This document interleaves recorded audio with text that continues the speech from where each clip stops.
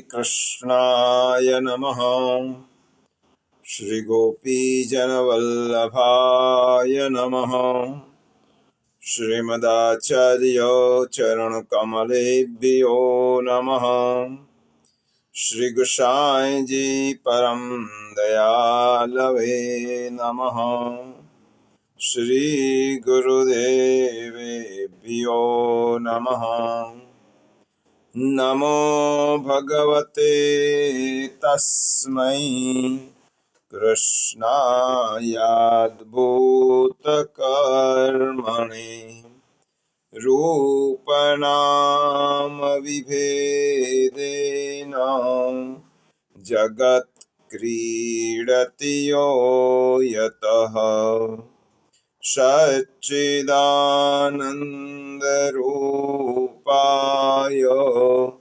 विश्वोत्पत्त्यादिहेतवे तापत्रय विनाशाय श्रीकृष्णाय वयं नुमः।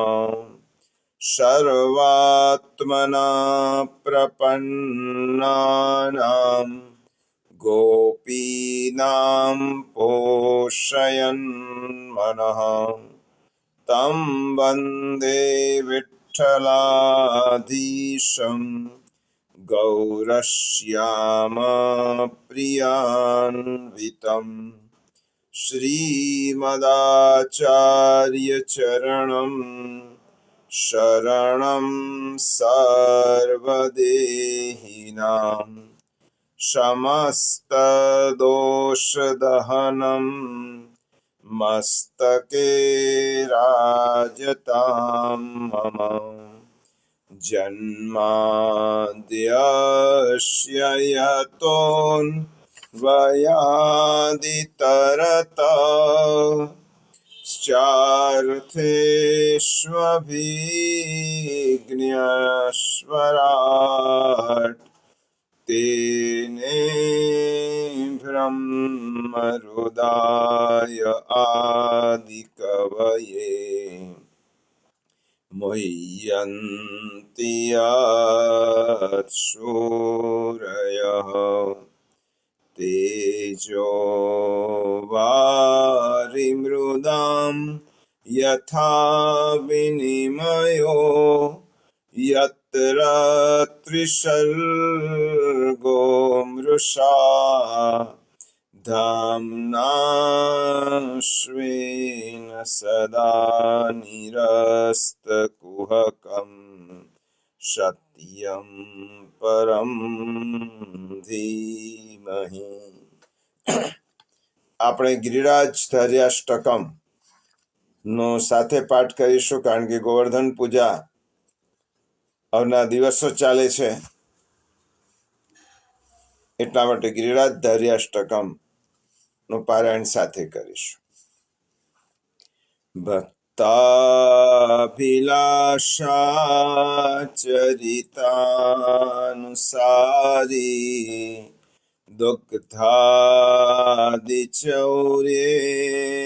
यशो विशारी कुमारतानन्दित घोषनारी मम प्रभु श्री गिरिराजधारी व्रजांगना वृंद सदा विहारी अंगैर्गृहांगारतमोपहारी क्रीडारसावेशतमोभिसारी मम प्रभु श्री गिरिराजधारी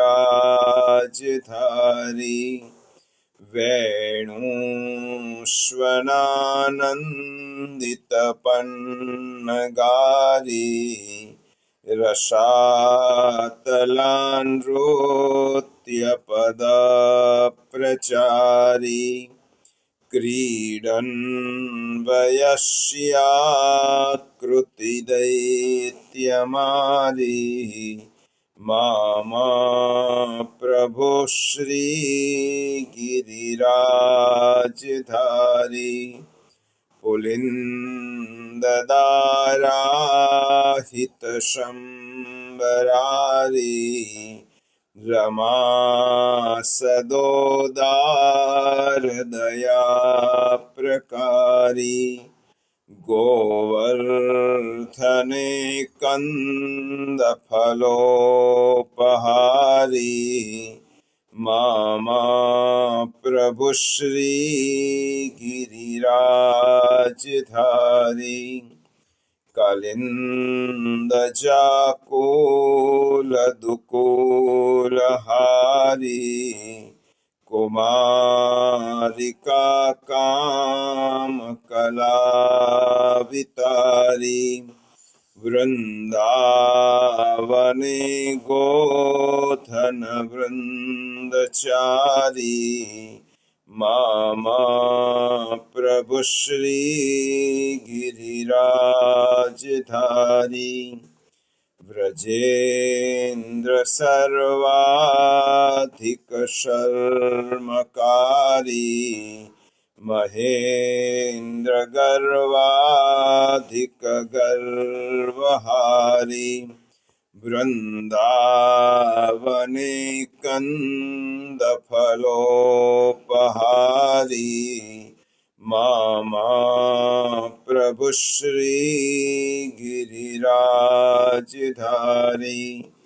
माना कलानाथ तमो विदारी वंशीरवाकारित तत्कुमारी रासोत्सवोद्वेलरसाब्दिशारी मामा प्रभु श्री गिरिराजधारी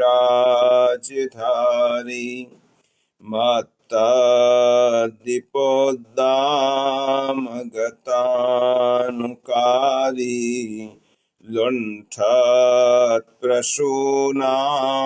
प्रपदीनहारी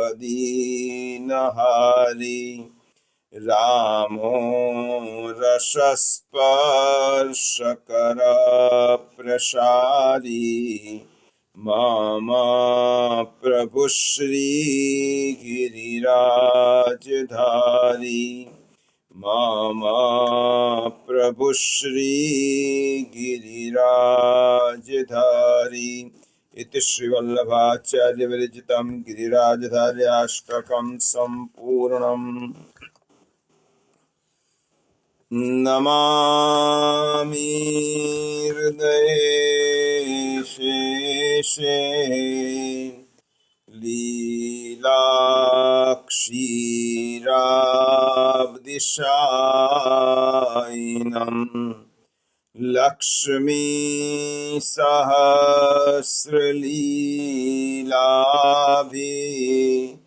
सेव्यमानं कलानिधिं चतुर्भिश्च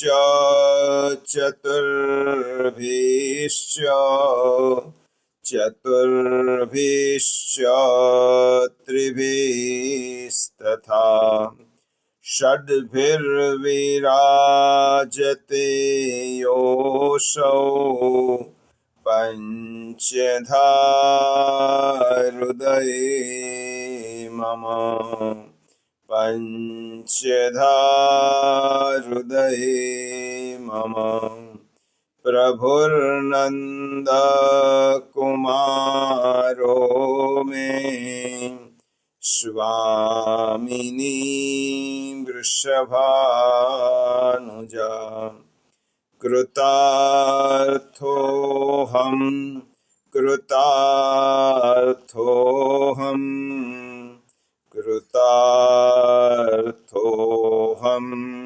न संशयः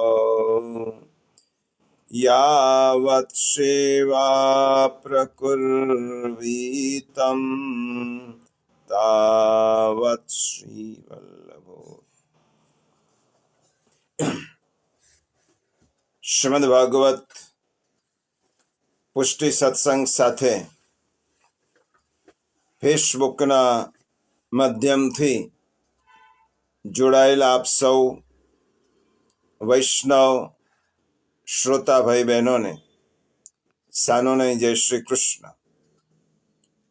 આપણા હૃદયમાં બિરાજમાન પરમ કૃપાળુ પરમાત્માને વંદન કરી આપણે શ્રી ઠાકોરજી, શ્રી મહાપ્રભુજી, શ્રી ગુસાઈજી, શ્રી યમુનાજીના કોમલ ચરણ કમલોમાં સદૈન્ય દંડવત કરી આજના એકાદશી સત્સંગનો પ્રારંભ કરીએ.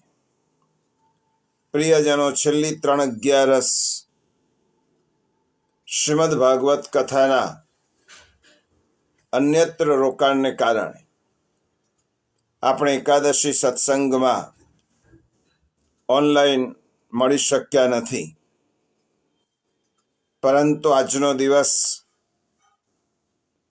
એ આ વિક્રમ સંવતની અંતિમ એકાદશીનો દિવસ છે. આજે આસો વદ 11 વિક્રમ સંવત 2081ની આ અંતિમ એકાદશી. હવે જ્યારે મળવાનું થશે ત્યારે ભગવત કૃપાથી મળીશું ત્યારે 2082 નો સંવત શરૂ થઈ ચૂક્યો હશે. આજે એકાદશી છે અને સાથે સાથે ગોવત્સ દ્વાદશી છે. આજની એકાદશીનું નામ છે રમા એકાદશી. પ્રિયજનો, ભગવત કૃપાથી જ આપણે વિક્રમ સંવતની અંતિમ એકાદશી અને હવે પછી આવનારા દીપોત્સવી ઉત્સવને માણવાનો અવસર પ્રાપ્ત કરી શકીશું. તેથી કૃપાનિધાન પ્રભુ શ્રી ગોવર્ધનધરના ચરણોમાં પુનઃ કોટ્યાનવધિ દંડવત કરી અને તેમના ચરણોમાં વિજ્ઞપ્તિ કરીએ કે આ દીપોત્સવી ઉત્સવ અમારા જીવનમાં સાર્થક થાવ. આજનો આ ઉત્સવ અને દીપોત્સવી પંચ પર્વ ની ભાવના, તેની તત્વ ભાવના વિશે આજે વિચાર કરીશું.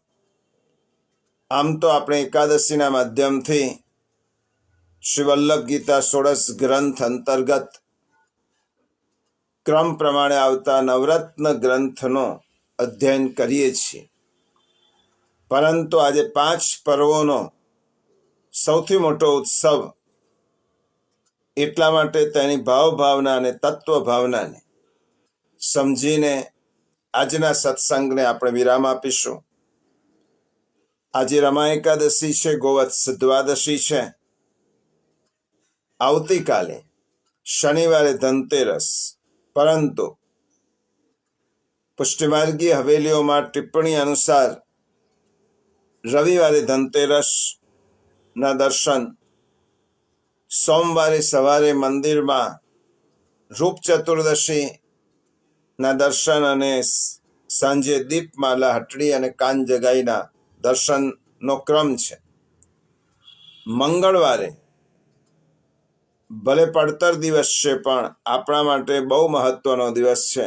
અન્નકૂટ ઉત્સવ, ગોવર્ધન પૂજાનો ઉત્સવ. અને બુધવારે વિક્રમ સંવત 2082ના પ્રારંભોત્સવ ને સામાજિક રીતે આપણે બલિ પ્રતિપદા ને મનાવવાનો ઉત્સવ છે. પ્રિયજનો, કોઈ પણ ઉત્સવ માત્ર મનોરંજન માટે હોતો નથી, પરંતુ ઉત્સવ આપણા જીવનમાં કંઈક સંદેશ આપે છે. અને એ ઉત્સવ જ્યારે જીવનલક્ષી બને ત્યારે તે માત્ર આનંદ પ્રમોદનું સાધન ન બનતા જીવન વિકાસ માટેનું એક માધ્યમ બની જાય છે. ઉત્સવમાં મનોરંજન તો છે જ, પરંતુ મનોરંજન એ ઉત્સવમાં મુખ્ય નથી, કારણ કે ઉત્સવ તેને કહેવાય કે જે આપણા જીવનમાં ઉત્સાહનો સંચાર કરે, જેનાથી આપણું જીવન ઉત્સાહથી ભરાઈ જાય. ઉત્સવ તેને કહેવાય કે જે ત્યાગ શીખવે. આપણે ભોગોમાં ઉત્સવને પૂરો નથી કરતા, પરંતુ આપણા ઉત્સવ ત્યાગ પ્રધાન છે. મેં શું છોડ્યું, કેટલું છોડ્યું, કેટલો બીજાને માટે હું ઘસાયો, એટલા માટે ઉત્સવમાં ત્યાગ પ્રધાન છે. કારણ કે ઉત્સવ શબ્દ તમે જોજો, ઉત્સવ, ઉ એટલે ઉત્સાહ વર્ધક, અડધો ત એટલે ત્યાગનું સૂચન કરનાર, શ એટલે સમૂહ નિષ્ઠા, સાથે મળીને કેવી રીતે આનંદ લેવો એ ઉત્સવ શીખવે છે. એકલો વ્યક્તિ ઉત્સવ મનાવી શકતો નથી, તેને સમૂહની જરૂર પડે છે. એટલા માટે ઉત્સવમાં સમૂહ નિષ્ઠા છે, બીજાનો વિચાર કરવાની ભાવના છે. અને ઉત્સવનો ચોથો અક્ષર છે વ એટલે વસ્તુગ્રહિતા, સાર ગ્રહણ. એ ઉત્સવ આપણા જીવનમાં શું શીખવે છે? અને દરેક ઉત્સવ એક મેસેજ સાથેનો ઉત્સવ હોય છે. એટલા માટે જીવનને ઉત્સવથી ભરવું, એનું નામ જ ઉત્સવ. અને દીપોત્સવી તો વિક્રમ સંવતનો અંતિમ ઉત્સવ, ઉત્સવોનો રાજા, પર્વોની મહારાણી એટલે દીપોત્સવી. આ 5 દિવસનો ઉત્સવ નો જે સમૂહ છે એને દીપોત્સવી કહેવાય. તેનો પ્રારંભ ધનતેરસથી ભાઈબીજ પર્યંત થાય. એટલા માટે 5 ઉત્સવનો આ પર્વ ઉત્સવ શું આપણા જીવનમાં સંદેશ આપે છે તે આપણે સમજવો જોઈએ. એટલા માટે પુષ્ટિમાર્ગીય હવેલીઓમાં આસો માસમાં દિવાળીમાં દિવસોમાં 2 મહત્વના ઉત્સવ આવે, ગોવર્ધન પૂજા અને અન્નકૂટોત્સવ.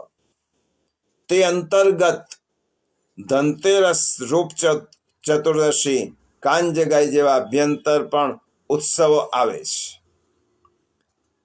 દિવાળીની વધાઈ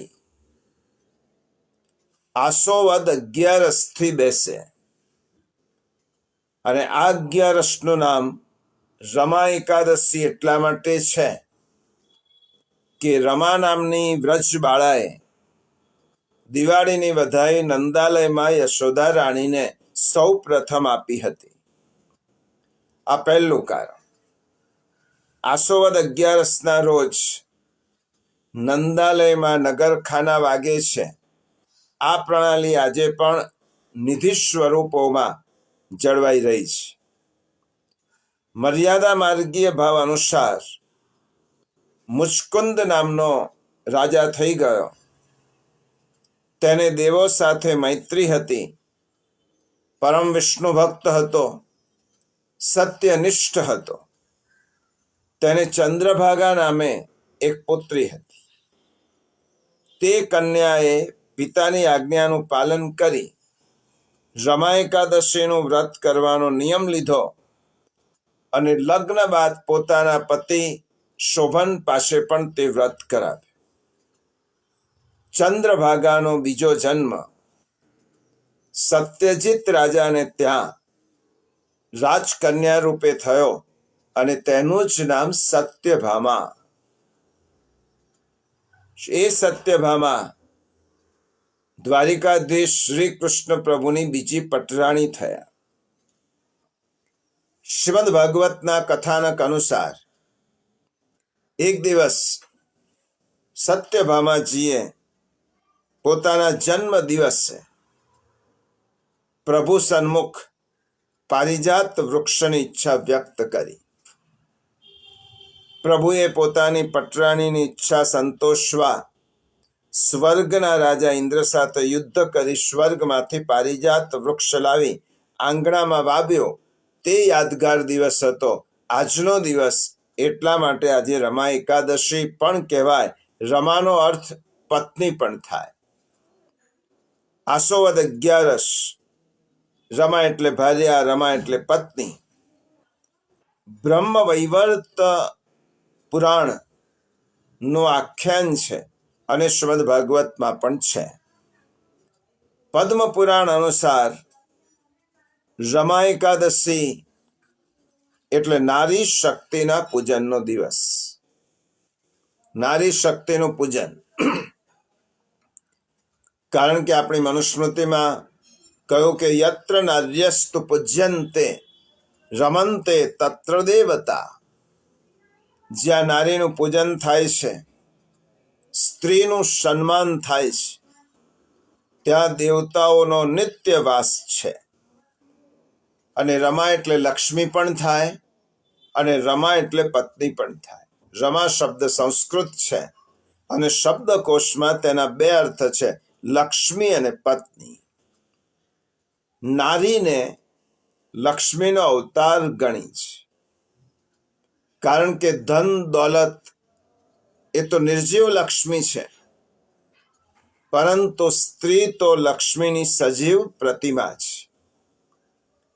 તેનો સંપૂર્ણ આદર, સહયોગ અને સંતોષનું નિરંતર ધ્યાન રાખવા માટે આજની એકાદશીનો વિશેષ સંદેશ છે.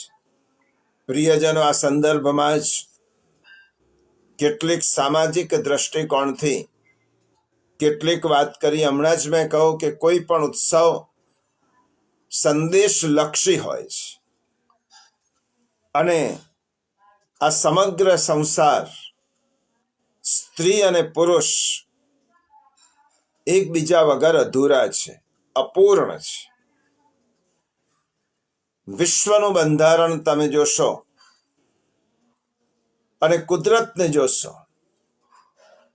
કુદરત જેવું કોઈ મોટું શાસ્ત્ર નથી, કુદરત જેવું મોટું કોઈ ગણિત નથી, કુદરત જેવું મોટું કોઈ પણ દૂરબીન નથી. તમે વિશ્વના બંધારણને જુઓ. એક એક કણની અંદર, પછી તે જળ હોય કે ચેતન, તમે નિરીક્ષણ કરજો. કણે કણની અંદર તમે નર નારીની રચના જોઈ શકશો. ભાગવતમાં સૃષ્ટિ ઉત્પત્તિની કથામાં બ્રહ્માજીની ઉત્પત્તિ કર્યા પછી બ્રહ્માજીએ પોતાના જમણા અંગમાંથી સ્વયંભૂ મનુને પ્રગટ કર્યા, ડાબા અંગમાંથી શતરૂપા રાણીને પ્રગટ કરી. સ્વયંભૂ મનુનો અર્થ એ થાય કે પોતે જ સ્વયં ઉત્પન્ન થયેલા, અને શતરૂપા રાણી એટલે જેના 100 રૂપ છે. તો આ સૃષ્ટિની ઉત્પત્તિમાં નર અને નારી આ બંને બ્રહ્માજીએ ઉત્પન્ન કર્યા. અને આખી સૃષ્ટિની વ્યવસ્થા જોજો. કોઈને પૂછી જોજો કે આખું વિશ્વ નર અને નારીના દ્વૈતના સિદ્ધાંતો પર રચાયું છે અને તે ચાલે છે. તમે કોઈ પણ સંગીતમાં જુઓ, તબલાને વગાડનાર જુઓ. તબલા બે શા માટે? એક જ વગાડો તો શું વાંધો આવે? એ ગાનારને પૂછીએ ત્યારે ખબર પડે કે તેમાં એક નર છે અને એક નારી છે. તમે એક જ તબલું વગાડો તો તેમાંથી અવાજ આવે, ઢબ ઢબ ઢબ અવાજ આવે, પણ સંગીત ન પ્રગટે. પણ બેને જ્યારે તાલબદ્ધ વગાડીએ ત્યારે તેમાંથી સંગીત પ્રગટે છે. અહીંયા જ્યારે વગાડવાની જરૂર છે ત્યારે અહીંયા વગાડવાની, અને આ બાજુ થાપ આપવાની જરૂર છે ત્યાં થાપ આપવાની. અને આવી રીતે વ્યવસ્થિત સાધના થઈ તમે બે તબલા જ્યારે વગાડો છો ત્યારે તેમાંથી એક સંયુક્ત સ્વર પ્રગટ થાય છે, અને તે સંયુક્ત સ્વર છે નર અને નારીનો સ્વર. તમે મંજીરા હોય કે કાંસા જોડી હોય, તમે જોજો એમાં 2 જ હોય છે, મંજીરા પણ 2, કાંસાજોડી પણ 2. શા માટે? કારણ કે 2ના સંયુક્ત સ્વરમાંથી જે નિર્માણ થાય એમાંથી જ એક સંવાદિતા ઉત્પન્ન થાય છે. ઉપનિષદોમાં સૃષ્ટિની ઉત્પત્તિના પ્રકરણમાં લખ્યું છે, નરસ્ય નારી અભવત. આ ઉપનિષદનું સૂત્ર છે. પરમેશ્વર જ નર અને નારીના રૂપમાં વિભાજિત થયા. કેટલાક લોકો કહે છે કે આપણે ત્યાં સ્ત્રી સન્માન નથી, નારીનું ગૌરવ નથી. પણ આપણા પ્રાચીન ઉપનિષદોએ કહ્યું કે નરસ્ય નારી અભવત. સ્વયં પરમેશ્વર એક રૂપે નર બન્યા અને બીજા રૂપે નારી થયા. જેને આપણે રાધા કૃષ્ણનું પ્રતીક ગણીએ છીએ. રાધા અને કૃષ્ણ એક જ શક્તિના 2 સ્વરૂપો છે. દ્વિદળા ઇવ. એક મગની 2 ફાળ કરો છો તેવી રીતે નર અને નારીની ઉત્પત્તિ થઈ. અને એ નર અને નારીની ઉત્પત્તિ જેવી રીતે ઘન તેમજ ઋણ તત્વના સંયોગથી વિશ્વ બને છે, તેવી રીતે સ્ત્રી પુરુષના સંયોગથી મનુષ્ય બને છે. તેથી આજના દિવસે નારી મહિમાને સમજવાનો છે. આજનો દિવસ જો મૂળ કથાનક શું છે? શ્રી કૃષ્ણ દ્વારકાધીશ પ્રભુએ પોતાની પટરાણી સત્યભામાની ઈચ્છા પૂર્ણ કરવા માટે સ્વર્ગમાંથી પારિજાત વૃક્ષ લઈ આપ્યો અને જન્મ દિવસે સત્યભામાને ભેટ આપી. તો આજનો દિવસ એ નારી મહિમાને સમજવાનો દિવસ. જો આપણા શાસ્ત્રોએ માનું પૂજન કરવાનું કહ્યું છે, તો પત્નીની પણ કદર કરવાનું કહ્યું છે. પણ માણસની એક બહુ મોટી દુર્બળતા છે કે તે નજીકના માણસને ઓળખી શકતો નથી. પ્રિયજનો, આ વાસ્તવિક છતાં પણ કડવું સત્ય છે. આપણે આપણી નજીકના માણસને, અત્યંત નજીકનો માણસ હોય તેને આપણે ક્યારેય પણ ઓળખી શકતા નથી. અને એમાંથી જે વગર પૈસે સહજ રીતે, આપણો નિયમ છે કે વગર પૈસે સહજ રીતે સહેલાઈથી મળે તેની કદર ક્યારે પણ ન હોય. તમે હિમાલયમાં જશો, કોઈ યોગીનો ચરણ પર સ્પર્શ કરી અને તેને પગે લાગી આવશો, પણ તમારી બાજુમાં જ, તમારા ઘરમાં જ તમારો કોઈ સગો, તમારો વડીલ, કોઈ સંબંધી જે યોગી હશે એને તમે નમસ્કાર નહીં કરી શકો. તમારો નજીકનો ડ્રાઈવર, તમારો નજીકનો રસોઈયો, તમારો નોકર, તમારી કામવાળી, અરે તમારી પત્ની પણ જે તમારી ખૂબ નજીક છે તેની તમે કદર નહીં કરી શકો. તમે અજાણ્યાને 10,000 રૂપિયા, લાખ રૂપિયા, 25,000 રૂપિયા આપી આવશો, દાન કરી આવશો, બહારના વ્યક્તિનું સન્માન કરી આવશો, પણ તમારી જ કામવાળીને એક સાડી પણ તમે ખરીદીને નહીં આપો. તમારા નોકરની ગણતરી કરીને આપશો. અરે તમારી સેવારત રહેતી પત્ની માટે પણ સન્માન કે કદરના 2 શબ્દો પણ નહીં ઉચ્ચાર. આ એક કડવી વાસ્તવિકતા છે. નજીકની વ્યક્તિની કદર ક્યારે થાય? તમારી સૌથી જે નજીક રહેતી વ્યક્તિ છે એની કદર ક્યારે થાય? જ્યારે તે ન હોય ત્યારે. જો આ ઇલેક્ટ્રિસિટી છે, તે ચાલુ હોય ત્યારે આપણે તેનો વિચાર પણ કરતા નથી, પણ ઇલેક્ટ્રિસિટી ચાલી જાય ત્યારે બધા જ કહે ગઈ છે, ક્યારે આવશે, કેટલો સમય લાગશે. ઇલેક્ટ્રિસિટી હતી ત્યારે તેની કદર પણ નહોતી, તેની નોંધ પણ નહોતી લેવાતી. અને ઇલેક્ટ્રિસિટી ગઈ ત્યારે આપણે ચિંતાતુર થઈએ છીએ. એના વગર બેબાકડા બની જઈએ છીએ, ક્યારે આવશે ક્યારે આવશે. પણ એ જ હતી ત્યારે તેની સામુએ કોઈ જોતું નહોતું. આ એકાદશી આ શીખવાડે છે રમાનો અર્થ સંસ્કૃતમાં પત્ની થાય. ભગવાન શ્રી કૃષ્ણે પત્નીનું મન મનાવવા માટે સ્વર્ગમાંથી પારિજાત વૃક્ષ લઈને આપ્યો, આંગણામાં વાવ્યો. એવી રીતે અત્યંત નજીક રહેતી વ્યક્તિનું સન્માન કરવાનું શીખવતો દિવસ એ આજનો દિવસ રમા એકાદશીનો દિવસ. રમા એકાદશી નો બીજો દિવસ આવે છે ગોવત્સ દ્વાદશી. આપણે પર્વની જે સંદેશ છે તેને જ સમજવાનો છે. પહેલો દીપોત્સવીનો પહેલો ઉત્સવ હમણાં મેં પ્રારંભમાં જ કહ્યો.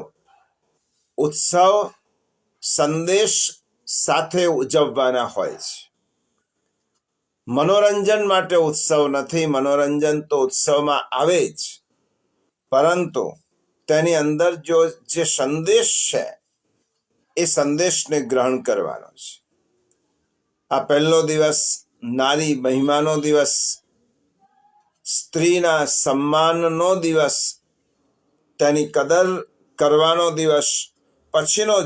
પછીનો બીજો દિવસ ગોવત્સ દ્વાદશી આવે છે, જેને વાઘ બારસ પણ કહેવાય છે. મહારાષ્ટ્રમાં એને વસુબારસ પણ કહેવાય છે. ગાય વાછરડાનું પૂજન થાય છે. આપણે ત્યાં નદીને માતા કહેવાય છે, પૃથ્વીને માતા કહેવાય છે, તેમ ગાયને પણ માતા કહેવાય છે. ગંગા, ગૌ અને ગાયત્રી પૂજનીય છે. ભારતમાં ગાય પવિત્ર ગણાય છે. તેમાં 33 કરોડ દેવતાઓનો વાસ છે અને ગૌ હત્યા એ મહાપાતક છે. અમૃત પ્રાપ્તિ અર્થે દેવો અને દાનવો દ્વારા સમુદ્ર મંથન કરવામાં આવ્યું હતું અને આ સમુદ્ર મંથનમાંથી હળહળ ઝેર નીકળ્યા બાદ અમૃત નીકળતા પૂર્વ અનેક રત્નોની પ્રાપ્તિ થઈ. દેવી લક્ષ્મી, ધન્વંતરી તેમજ અદ્ભુત શક્તિવાળી 5 પ્રકારની ગાયનું પણ પ્રાગટ્ય થયું. તે કામધેનુ ગાય તરીકે પ્રસિદ્ધ છે અને આ 5 ગાય એટલે નંદા, સુભદ્રા, સુરભી, સુશીલા અને બહુલા. દેવો દાનવોએ સહમતિથી કામધેનુનો અધિકાર શિવજીને આપ્યો. શિવજી તો વૈરાગ્યના અધિષ્ઠાતા, તે ગાયનું ઋષિઓને દાન કરી દીધું, જેમાંથી ઋષિ જમદગ્નિને નંદા નામની ગાય પ્રાપ્ત થઈ. આશ્રમમાં નંદા ગાયના ચમત્કાર જોઈ ઋષિ જમદગ્નિ આશ્ચર્યમાં પડી ગયા અને તેમણે નંદા ગાયને વિશેષ સ્થાન આપ્યું અને માતા સમાન ગણવા લાગ્યા. દેવતાઓએ પરીક્ષા લેવા ઋષિ જમદગ્નિને કહ્યું, જો નંદા ખરેખર તમારી માતા હોય તો બધા જ દેવોને તેમના ખોળામાં સ્થાન દઈ બતાવે. નંદાએ બધા જ દેવી દેવતાઓને તેમનામાં સમાવી લીધા. દેવતાઓને પોતાની ભૂલનું ભાન થયું. તેમણે કામધેનુ નંદાની ક્ષમા માગી અને ગાયમાં નિત્ય વાસ કરવાનો નિર્ણય લીધો. ત્યારથી ગાયમાં 33 કોટી દેવતાઓનો વાસ છે. ભગવાન રામના પૂર્વજ મહારાજા દિલીપે પણ નંદી ગાયની પૂજા કરી હતી. શ્રી કૃષ્ણ ભગવાન વ્રજમાં ગૌસેવા માટે જ પધાર્યા, ગોપાલ કૃષ્ણ થયા અને બહુલા ગાયનો શ્રી મહાપ્રભુજી સાથેનો પ્રસંગ તો આપ સૌને સુવિદિત છે. દિવાળીનો ત્રીજો દિવસ એટલે એકાદશી, વાઘ બારસ એટલે ગોવત્સ દ્વાદશી અને ત્રીજો દિવસ આવે ધનતેરસ. ધનતેરસ એ ધન્વંતરી તેરસ પણ ગણાય, ગણતેરસ પણ ગણાય. આવા જુદા જુદા નામથી આ દિવસ પ્રચલિત છે. ધનતેરસનો દિવસ એટલે પ્રભુના ચરણદાસી મહાલક્ષ્મીના પૂજનનો મહિમા. વૈદિક ઋષિઓએ પણ શ્રી સૂક્તમ જેવા વૈદિક સૂક્તથી લક્ષ્મીજીની સ્તુતિ કરી છે. લક્ષ્મી એટલે શોભા. આ બધા જ દેવીના સ્વરૂપો શ્રી સ્વામિનીજીના સ્વરૂપો ગણાય. 8 સ્વરૂપ પ્રસિદ્ધ છે: ધનલક્ષ્મી, ધાન્યલક્ષ્મી, ધૈર્યલક્ષ્મી, રાજલક્ષ્મી, વિદ્યાલક્ષ્મી, વિજયલક્ષ્મી, કાર્યલક્ષ્મી અને શૌર્યલક્ષ્મી. માર્ગીય દ્રષ્ટિએ વિચારીએ તો ધનતેરસ ધનનું પૂજન. ધનતેરસના રોજ લક્ષ્મીનો મહિમા છે. લક્ષ્મીનું પૂજન એ ધનનું પૂજન. આ દિવસે પોતાની જાતને પૂછવાનો એક આ પ્રશ્ન છે કે વ્રજવાસીઓનું ધન ધનતેરસ અલક્ષ્મીનો નાશ કરવા માટે આપણે પ્રયત્ન કરવો જોઈએ. સુલક્ષ્મી અને મહાલક્ષ્મીની પ્રાપ્તિ માટે પ્રયત્ન કરવો જોઈએ.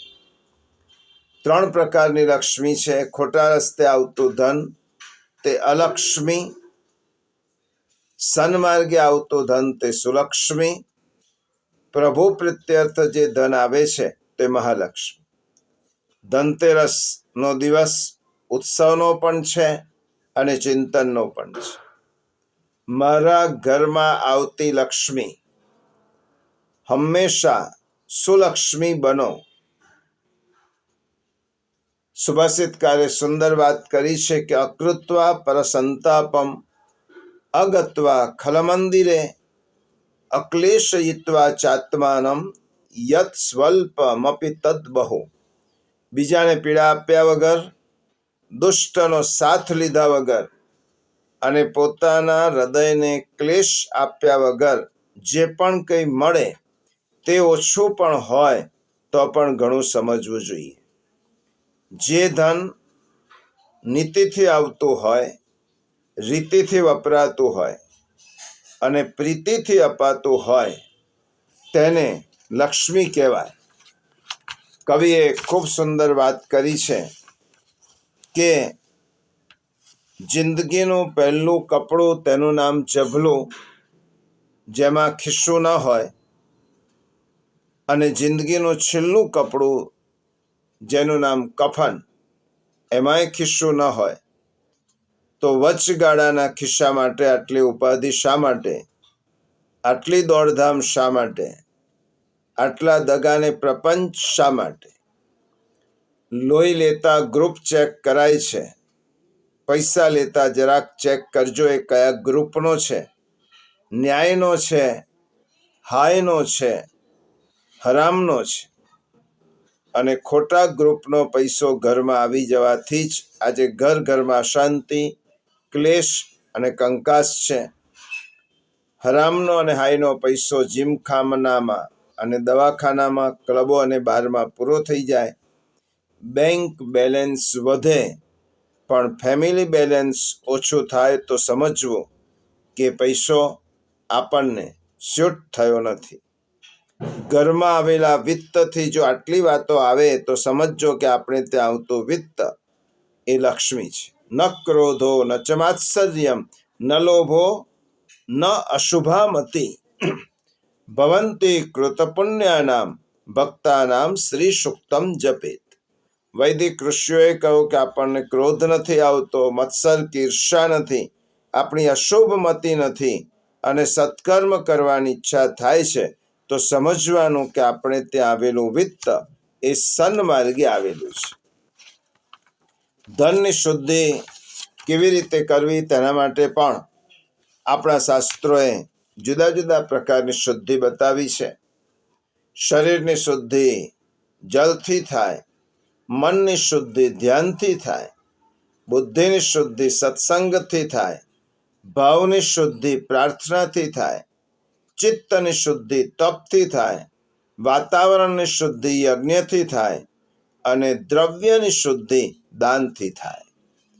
એટલા માટે આપણી પાસે આવેલું વિત્ત મારા એકલા માટે નથી, પણ તેમાં બીજાનો ભાગ છે, તેમાં ભગવાનનો ભાગ છે.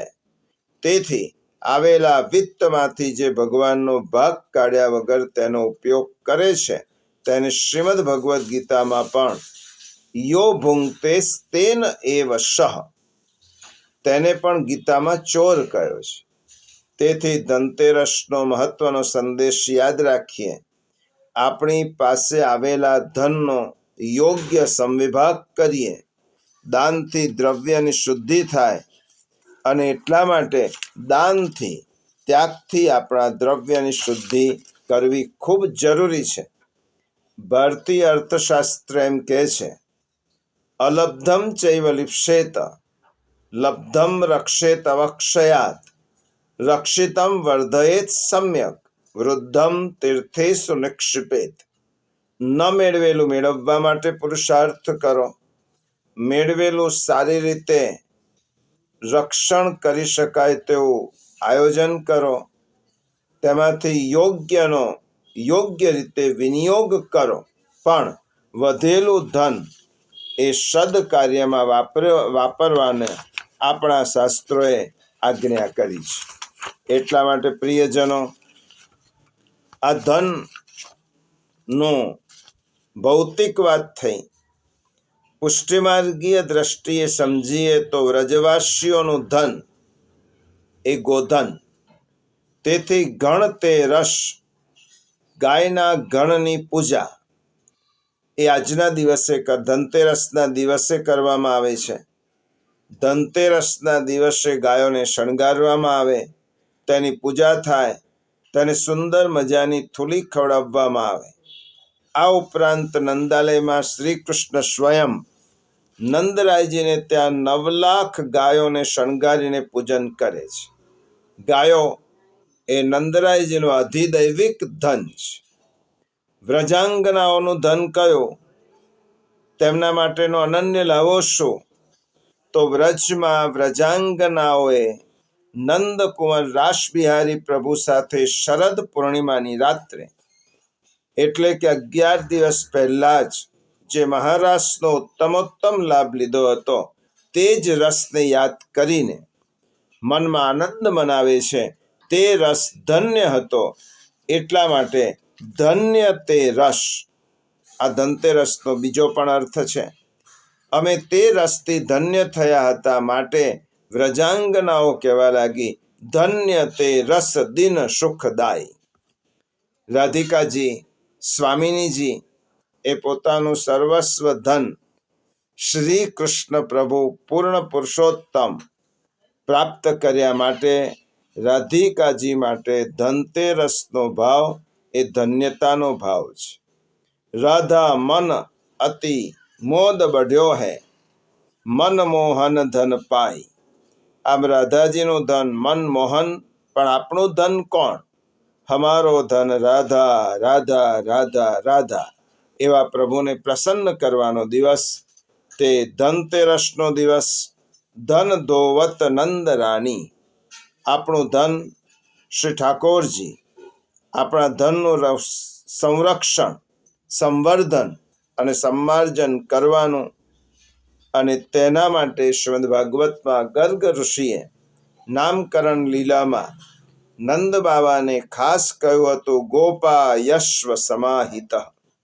તમારા બાળકનું જેટલું જતન કરશો, જેટલું તેને સંભાળશો, એટલી આપત્તિમાંથી તમે પાર ઉતરી શકશો. આપણને ધન શેનાથી મળ્યું? ધર્મ હિતે પાયો યહ ધન, ધર્મ હિતે પાયો. આ અલૌકિક ધનનું રક્ષણ કરવાનું તે આપણી ધનતેરસ. બીજો દિવસ આવે છે નરક ચતુર્દશી, જેને આપણે માર્ગીય રીતે રૂપ ચતુર્દશી કહીએ છીએ. નરક ચતુર્દશી નામ કેમ પડ્યું? એક ઘટના બની કે ભૌમાસુર નામના અસુરે, જેનું નામ નરકાસુર હતું, તેને હજારો રાણીઓને પોતાના રાણીવાસમાં બંદીવાન બનાવ્યા હતા. સત્યભામાજીએ શ્રી ઠાકોરજીને વિનંતી કરી, હે સ્વામી, આ બંદીખાનામાં રહેલી રાણીઓ કે જે કોઈની પત્ની છે, દીકરી છે, ભગીની છે, તેને છોડાવવા છે. તે છોડાવવા માટે નરકાસુરને મારવો પડે. નરકાસુર પર પ્રભુએ ચઢાઈ કરી, તેનો ઉદ્ધાર કરી 16,000 બંદીવાન રાણીઓને, રાજકન્યાઓને છોડાવી. અને મુક્ત કરાયેલી આ સ્ત્રીઓએ પ્રભુને વિનંતી કરી, અમારો કોણ સ્વીકાર કરશે? અમારું સ્થાન ક્યાં? ભગવાને તેમને બધાને શરણ આપ્યું અને તેમના સંરક્ષણની જવાબદારી સ્વીકારી. સમાજમાં માનભર્યું સ્થાન આપ્યું. નરકાસુરના ત્રાસમાંથી છોડાવી માટે તાને નરક ચતુર્દશી કહેવાય. પણ ત્રૈલોક્ય સુંદર ત્રિભુવન કમન એવા રૂપના ભંડાર સર્વાંગ સુંદર શ્રી ઠાકોરજીએ આ રાજકન્યાઓનો સ્વીકાર કર્યો. તેઓએ પતિ તરીકે તેમને પ્રાપ્ત થયા અને તેટલા માટે નરકમાંથી જાણે આ રાણીઓ સ્વર્ગમાં આવી. એટલે તેમના માટે આ દિવસ રૂપ ચતુર્દશી બની ગયો.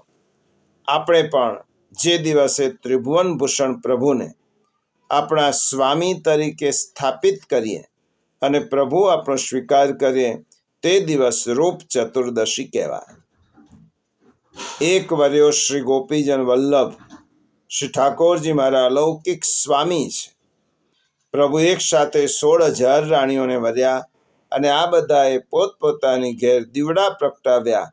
આજ સુધી અમે નરક યાતના સહન કરી, આજે અમારા જીવનમાં પ્રકાશ રેલાયો. આ નરક સામાજિક દ્રષ્ટિકોણથી જોઈએ તો નરક ચતુર્દશી એટલે નારી સંરક્ષણનો મહિમા દર્શાવતો દિવસ. નરકાસુરના પંજામાંથી નારી મુક્તિ કરી શ્રી કૃષ્ણ ભગવાને આ નારીઓને અંગીકાર કર્યો, એટલા માટે તે રૂપ ચતુર્દશી પણ ગણાય. અને રૂપ ચૌદશનો બીજો ભાવ છે, નંદરાણી યશોદાજી શ્રી ઠાકોરજીને રૂપાળા બનાવવા માટે અભ્યંગ સ્નાન કરાવે છે. ઠાકોરજીને રૂપાળા બનાવવાની જરૂર નથી. શ્રી ઠાકોરજી જે વર્ણને વરે તે રંગ રૂપવાન બની જાય. શ્યામ વર્ણનો મહિમા શ્રી ઠાકોરજીએ વધારી દીધો. પણ આ તો યશોદાજીનો વાત્સલ્ય ભાવ છે. વર્ષમાં અભ્યંગ ક્યારે થાય? જ્યારે વાત નીકળી છે ત્યારે આટલું સમજી લઈએ કે આપણે ઠાકોરજીને અભ્યંગ ક્યારે કરાવી શકાય. જન્માષ્ટમી, રાધાષ્ટમી, વામન દ્વાદશી, આસો સુદ એકમ, દશહરા, શરદ પૂનમ, રૂપ ચતુર્દશી, દિવાળી, ભાઈબીજ, પ્રબોધિની, શ્રી ગુસાઈજી ઉત્સવ, મકર સંક્રાંતિનો આગલો દિવસ ભોગીનો ઉત્સવ, વસંત પંચમી, હોરી દાંડો, શ્રીનાથજીનો પાટોત્સવ, ડોલ, દ્વિતીય પાઠ, સંવત્સર, રામનવમી, શ્રી મહાપ્રભુજીનો ઉત્સવ, અક્ષય તૃતીયા, નૃસિંહ ચતુર્દશી, રથયાત્રા, પ્રથમ હિંડોળો, ઠકુરાની ત્રીજ અને રાખી પૂનમ. આ 27 વખત અભ્યંગ આપણે ઠાકોરજીને કરાવવાનું હોય. ઉષ્ણકાળમાં ઉત્સવ ના આવતો હોય તો 15 દિવસે તો થાય જ. 15 દિવસે ઉત્સવ ન આવે અને ખાંચો પડતો હોય તો અદકીનો અભ્યંગ કરાવવાની આપણા પુષ્ટિમાર્ગના આચાર્યોની આજ્ઞા છે. ત્રીજો દિવસ દિવાળી. દિવાળી પ્રકાશ અને આનંદનો ઉત્સવ. દિવાળી તો પર્વોની મહારાણી છે. પ્રભુ રામચંદ્રજીનો રાજ્યાભિષેક થયો. વિક્રમ સંવતનો અંતિમ દિવસ, પ્રકાશનું પર્વ. ભગવાને વર્ષના છેલ્લા દિવસ સુધી મને જીવાડીઓ માટે આનંદનું પ્રગટીકરણ કરી અને દીવા કરીએ છીએ. દિવાળી એટલે બહાર દીવો કરવાનો, પણ અંદર પણ દીવો પ્રગટાવવાનો. પ્રિયજનો, મકાનની જ નહીં, મનની સફાઈ કરવાની. મન મંદિરના ખૂણે ખૂણેથી કચરો કાઢી નાખજો. પુષ્ટિમાર્ગમાં દિવાળીનો દિવસ કાંજગાઈ તરીકે ઓળખાય છે. આ દિવસે પ્રભુ સુંદર મજાના શણગાર સજી ખીરકમાં પધારે છે અને ગાયોને શણગારી ખીલાવે છે. પદમાં ગાયો છે કે યહવિદ સબ વ્રજ ગાય શિંગારી શોભા બડી અપાર પરમાનંદ પ્રભુ ધેનુ ખિલાવત પહેરા વન સબ ગ્વાલ. ત્યારબાદ બીજા દિવસે યોજાનાર ગોવર્ધનોત્સવ અન્નકૂટોત્સવમાં પધારવા આમંત્રણ અપાય છે. કાનમાં બોલીને ગાયને આમંત્રણ અપાય. દીપ દાન દે શ્યામ મનોહર સબ ગાયન કે કાન જગાવત. અને કાન જગાવત ચલે કન્હાઈ સખા મંડલી સન્મુખ ધાય. ગોપ ગોવાળો ગાયોને ખીલાવતા ઘૂંઘટ વગાડે, મોટેથી ગીતો લલકારે. નાથદ્વારામાં દર્શનનો લાભ અનેરો હોય છે. શયન દર્શનમાં પ્રભુ હટડીમાં બિરાજે છે. હટડી એટલે હાટડી, દુકાન. બજારની સુંદર ભાવાત્મક સજાવટ કરી હટડી તૈયાર કરવામાં આવે અને તેમાં ચીજ વસ્તુઓ તોલવા માટે સોનાના ત્રાજવા, ચાંદીના કાટલા મૂકવામાં આવે.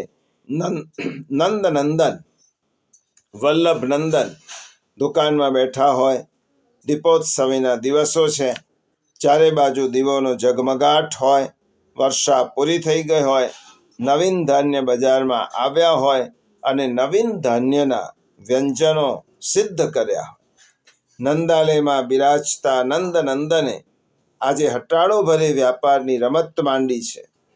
યશોદા મૈયાએ ભિન્ન ભિન્ન પકવાન, મીઠાઈઓ બનાવી છે પોતાના લાલનને આરોગવા માટે. તહેવારના દિવસમાં લાલન આજે રમત માંડી વેપારી બન્યો છે. દૂર દૂરથી તે વ્રજ ભક્તોને બોલાવી રહ્યો છે. આવો, અમારે ત્યાં ગુંજા, ખાજા, મેવા, મઠરીના ભિન્ન ભિન્ન સુંદર વ્યંજનો છે. કોને શું જોઈએ છે દરેકને તોલી તોલીને તે નંદકુમાર આપે છે. બધાને સરખી અને સમાન રીતે આપે છે. બોલાવી બોલાવી લેનારને પણ આપે છે, ન લેનારને પણ અપાય છે. અને દીપોત્સવીની હટડી પ્રભુનું હટાણું છે. તેની લીલા વેપારની રમત છે. તેથી કીર્તનમાં ગાયો, ટેર ટેર લે દેત સબન કો ગુંજા, ખાજા, મેવા, મઠરી એ આપવા બેઠો છે. તો લઈ લો જેવી જેની ભાવના. બસ એને તો આપવું છે કૃપાના ભાવથી. પાત્ર તમારું જોઈએ, છિદ્રવાળું ન જોઈએ. કૃપાના ભાવથી નાગર નંદજીનો લાલ ભક્તોને આમંત્રે છે હટડીના ટાણે. બેઠે લાલ હટરિયા બેચન, મધુમેવા પકવાન મીઠાઈ. દેખા દેખી શોભા વ્રજ સુંદરી, સોદા લેન લાલ શો આઈ.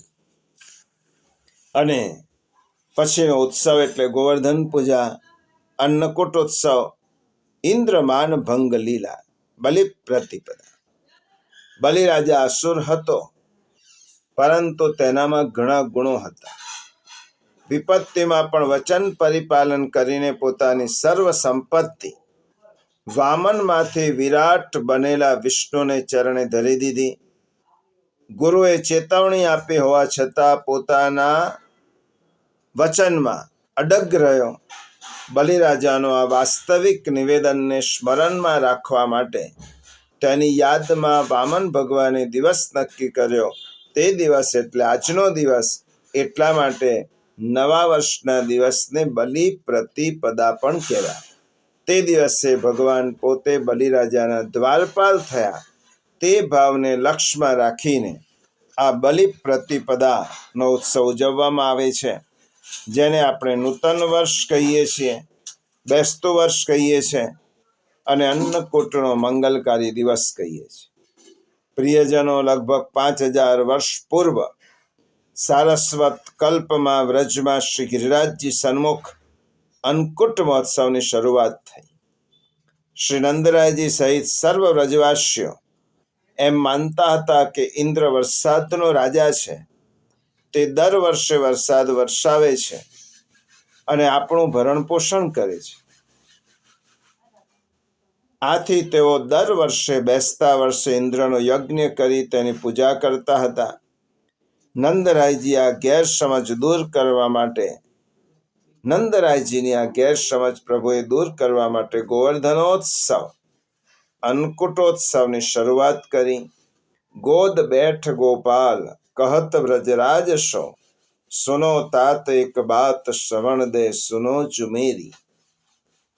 અને हमारो कुल देवता गोवर्धन राय है। बार बार पूछते बाबा को कौन देव की करत बड़ाई। नंद बाबा कहे छे इंद्र बड़ो कुल देव हमारो, या कारण हम करत पुजाई। त्यारे कन्हैयाए कह्यो हमारो देव तो गोवर्धन राय। શું આપે ઇન્દ્રને બાબા ક્યારે સમર્પિત સામગ્રી ખાતા જોયો છે? આપણો ગોવર્ધન તો પ્રત્યક્ષ દેવ છે। તે તો આપણા દીખતા બધી જ સામગ્રી આરોગશે। તેથી મારો મત તો એવો છે કે આપ બધા ઇન્દ્રની પૂજા ન કરો, આ વખતે શ્રી ગોવર્ધનની પૂજા કરો। हसी हसी बात कहत मनमोहन, हमारे देव गोवर्धन राई। जाके आश्रय हम गौचारे, सुरपति को कहाँ कही आवे। इंद्र पूजा न कीजिए, पूजो गिरिवर तात। तुम देखेन भोजन करे, पकवान अरुभात। आम समझावी मनावी श्री ठाकोरजीए इंद्रयाग बंद करावी, गोवर्धननी पूजानी शरूआत करावी અને તેમનો અન્યાશ્રય છોડાવે। આ ઉત્સવમાં 3 સિદ્ધાંતો છે। વ્રજ ભક્તોની વ્યસન અવસ્થા સિદ્ધ કરવાની છે, વ્રજ ભક્તોનો અન્યાશ્રય છોડાવવો છે અને ત્રીજું ઇન્દ્રમાન ભંગ કરવાનું છે। કાનાની વાત નંદ બાબાને ગળે ઉતરી। हमारो कान कहे सो कीजे, आओ सिमट सकल व्रजवासी, पर्वत को बलि दीजे। श्री कृष्णना वचनों पर नंद बाबा ने व्रजवासीओए विश्वास राख्यो, તેમનો અન્યાશ્રય છૂટ્યો, કૃષ્ણાશ્રય થયો। નિશ્ચિત અને નિર્ભય થઈને કહેવા લાગ્યા, કહાં કરેગો ઇન્દ્ર હમારો કૃષ્ણ સહાય। આમ સ્વયં શ્રી કૃષ્ણએ વ્રજવાસીઓને સમજાવી તેમનો ઇન્દ્ર પૂજન દૂર કરવા નિમિત્તે અન્યાશ્રય દૂર કર્યો અને ગોવર્ધન પૂજન રૂપે પોતાની પૂજાનો આરંભ કરાવ્યો। તેનાથી કૃષ્ણાશ્રય દ્રઢ થયો। માટે સુરદાસજી ગોવર્ધન પૂજાને અલૌકિક કહે છે। સૂર્ય ઉત્સવ અલૌકિક જાન। આનાથી વધીને કયો ઉત્સવ હોઈ શકે? આથી ગોવર્ધન પૂજન અને અન્નકૂટ પુષ્ટિ માર્ગના મોટા ઉત્સવ છે, મહોત્સવ છે। કારતક સુદ એકમના દિવસે નંદરાયજી અને બધા ગોવાળિયાઓએ વહેલી સવારથી શ્રી ઠાકોરજી અને શ્રી ગિરિરાજજીનું પૂજન અર્ચન કર્યું। આજે પણ ગોવર્ધન પૂજા એટલે શ્રી ગિરિરાજજીનું પૂજન। ગોમયના ગોવર્ધન સિદ્ધ કરી જેમ જતીપુરામાં શ્રી ગિરિરાજ બાબાના મુખારવિંદનું પૂજન થાય છે, તેવી ભાવનાથી ગોમયના ગોવર્ધનની નીચેના ભાગમાં શ્રી ગિરિરાજજીના સ્વરૂપને પધરાવી પૂજન કરવામાં આવે છે। પુષ્ટિ માર્ગમાં સેવા પ્રકાર છે, પણ પુષ્ટિ માર્ગ વૈદિક માર્ગ હોવાથી આચાર્ય ચરણોએ કેટલાક પ્રસંગોએ પૂજા પદ્ધતિ પણ દાખલ કરી છે। જેવી રીતે શ્રી ગોવર્ધન પૂજન, માર્કંડેય પૂજા, છઠ્ઠી પૂજા, ભઠ્ઠી પૂજા વગેરે। ગોવર્ધન યાગ વખતે પ્રભુએ જેમ શ્રી ગોવર્ધનનું પૂજન કરવાનું હતું તેમ તે ભાવથી પ્રભુ શ્રી ગોવર્ધનની પૂજા કરાવે છે, શ્રી ગિરિરાજજીને ભોગ આવે છે। આખો પ્રકાર ગોવર્ધન પૂજાનો છે। ત્યારબાદ ગોપ ગોવાળો પોતપોતાના ઘેરેથી જે સામગ્રીઓ લાવ્યા હતા તે બધી જ સામગ્રી ગિરિરાજજીની સન્મુખ ધરવામાં આવી। અન્નકૂટમાં વિવિધ સામગ્રી વ્રજભક્તોના વિવિધ ભાવોથી ધરાવાય। ગોપીઓને ઘણા વખતથી મનોરથ હતો કે અમે નંદલાલને અનેક પ્રકારની સામગ્રી સિદ્ધ કરીને ધરાવીએ। આ ભાવ પૂરો કરવા માટે શ્રી ગોવર્ધન પૂજા કરવા અન્નકૂટના બાને શ્રી ગોવર્ધનનું વિશાળ રૂપ લઈ પ્રભુએ તે બધાની સામગ્રી પ્રેમપૂર્વક આરોગી છે। અન્નકૂટના દિવસે પ્રભુ રાતના શૃંગાર વાઘા ધારણ કરીને રાખે છે અને ગદલ ઓઢીને બિરાજે છે। માત્ર આપના મુખારવિંદના દર્શન થાય છે। આનો ભાવ એવો છે કે તે વખતે ગુરુજનો વડીલો દર્શન માટે આવે છે। તેમની મર્યાદાને ધ્યાને રાખીને પ્રભુ રાત્રિની વિહાર લીલા છુપાવવા માટે સર્વાંગને ગદલમાં છુપાવીને બિરાજે છે। મંગલા આરતી થયા પછી જ્યારે ગુરુજનો જતા રહે ત્યારે ગદલ રાત્રિકાલીન વાઘા ઉતારી શ્રી ઠાકોરજીને શૃંગાર થાય છે। આજના શૃંગારમાં ગોકર્ણ અવશ્ય ધરાય છે.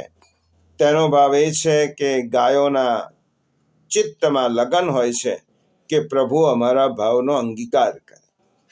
તેથી ગાયોનો મનોરથ પ્રભુ પૂર્ણ કરે છે. નિત્ય સેવા અને ઉત્સવ સેવામાં રાજભોગમાં સકડી સામગ્રી આગળ રખાય છે અને અનસકડી સામગ્રી તેના પછી મુકાય છે. પરંતુ અન્નકૂટમાં અનસકડી સામગ્રી આગળ ધરાય છે. તેનાથી થોડી દૂર સકડી સામગ્રી ધરાય છે. તેનો ભાવ શું છે? તો અનસકડી સામગ્રી પ્રૌઢ ભાવવાળા ભક્તોની ભાવનાથી ધરાય છે. ગોવર્ધન પૂજા અન્નકૂટના દિવસે પ્રૌઢ ભાવવાળા વ્રજ ભક્ત ગુરુજન આગળ ઊભા રહે છે. તેથી અનસકડી સામગ્રી આગળ ધરાય છે. કીર્તનમાં આપણે બોલીએ છીએ કે બડે ડંકો આગે દે ગિરધન શ્રી ગોવર્ધન પૂજન આવત. કોમલ ભાવવાળા વ્રજ ભક્તો ગુરુજનોની મર્યાદા રાખી દૂર ઊભા રહે છે. તેથી સખડી દૂર ધરાવાય છે. સામગ્રીઓનો ઢગલો થઈ જાય છે. અન્નકૂટનો કોટ રચાયો માટે તેનું નામ પડ્યું અન્નકૂટ. વ્રજ ભક્તોને ભાવના થઈ કે અમાગરી સામગ્રી પ્રભુ આરોગ્ય. વ્રજવાસી ભક્તો ગોપ ગોપીઓના મનમાં વિશ્વાસ નિર્માણ કરવા માટે શ્રીમદ ભાગવતમાં લખ્યું છે, ઠાકોરજીએ વિશાળ પર્વતનું રૂપ ધારણ કર્યું.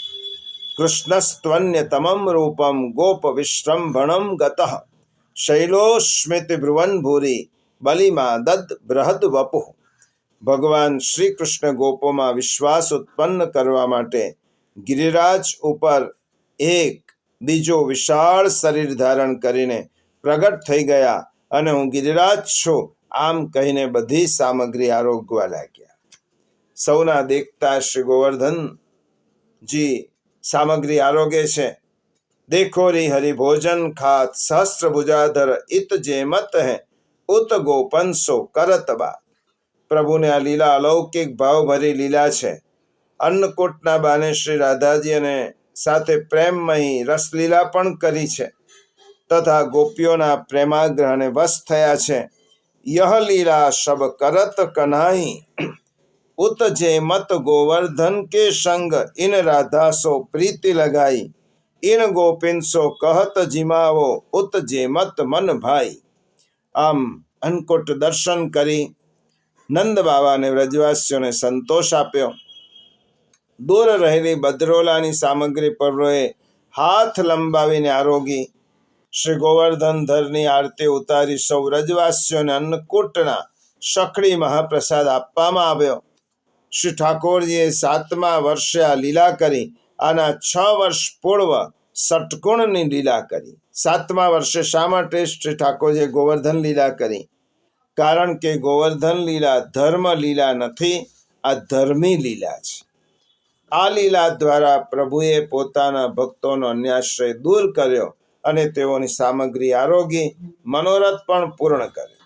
હવે જ્યારે ઇન્દ્રને ખબર પડી કે શ્રી કૃષ્ણે પોતાનો યજ્ઞ બંધ કરાવ્યો છે, ત્યારે વેર વાળવા માટે અભિમાનમાં ગુસ્સે થઈ વ્રજવાસીઓને હેરાન કરવા માટે મુશળધાર વરસાદ વરસાવ્યો.